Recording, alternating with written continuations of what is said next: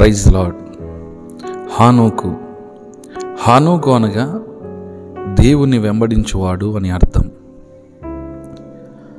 ఆదాము మొదలుకొని 7వ తరము వాడు హానోకు. యోధా పత్రిక 14వ వచనం. హానోకు 65 సంవత్సరములు బ్రతికి మెతూషెలను కనెను. మెతూషెల తర్వాత కూడా కుమారులను కుమార్తెలను కంటూ దేవునితో కూడా సహవాసము చేసిన గొప్ప ప్రవక్త. ఆదికాండము 5వ అధ్యాయము 21, 22. అయితే హానోకు భూమి మీద జీవించిన సంవత్సరములు 365 సంవత్సరాలు. తర్వాత దేవుడు అతనిని పరమునకు తీసుకుని పోయిన కనుక అతడు భూమి మీద లేకపోయిను, అతనికి మరణం లేదు. ఆదికాండము 5వ అధ్యాయము 23, 24.